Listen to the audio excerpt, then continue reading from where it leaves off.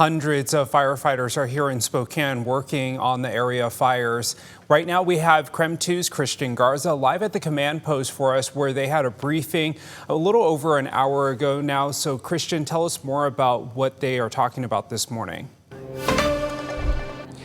Yeah, good morning, Tim. Well, the main message from today's briefing is the fact that these containment lines that these crews have built around the fires are still strong, but they want crews to remind themselves that they need to be just a little bit stronger kind of going into this weekend. Obviously, Jenny had mentioned that we are in a weather impact alert because of those high winds, and so they want to make sure that these containment lines are as strong as possible, so that way these fires don't grow. Obviously, it being peak fire season, that's another kind of thing that they're worried about as well. But the thing that I want to talk about right now, and I'm going to bring in Sheriff John Nowels here with Spokane County.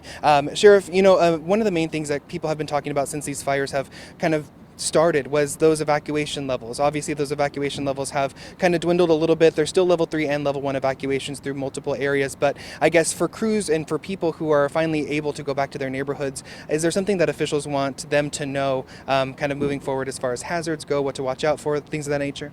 Yeah, we've talked about this quite a bit. While I'm happy that we could get a lot of people back into their homes, unfortunately, there are still a lot of hazards inside these areas where homes burned.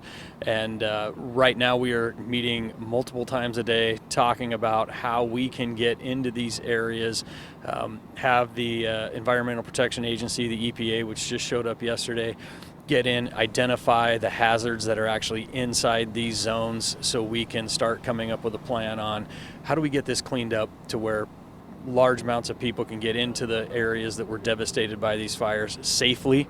That is our primary concern, is the health and safety of our citizens as they go back in, and how we can equip them to start the process of cleaning this mess up. This isn't going to be something that happens in one day.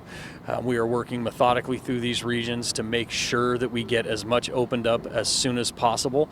There's a lot of coordination, there's a lot of discussions about, okay, can we honestly say that it's safe for people to go in? The last thing I want, the last thing these firefighters want, the last thing that our government officials want is to tell our citizens it's okay to go into some place where it's really not. Mistakes like that have been made in the past in other fires.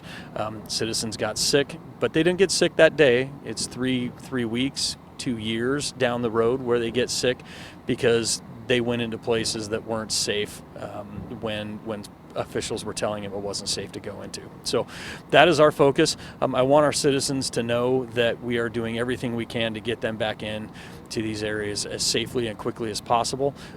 It is not easy for us to keep people out of their homes and to keep areas restricted. We don't want to do it 1 second longer than we have to keep them safe.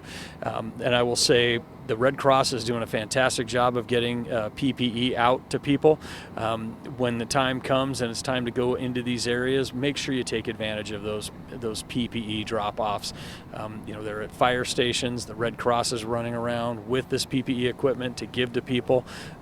So I make sure that when people go back into these areas that they take advantage of that protective equipment. Great. Well, thank you so much, Sheriff Nowels, for your time today. I do appreciate it. We'll send it back to you, Tim.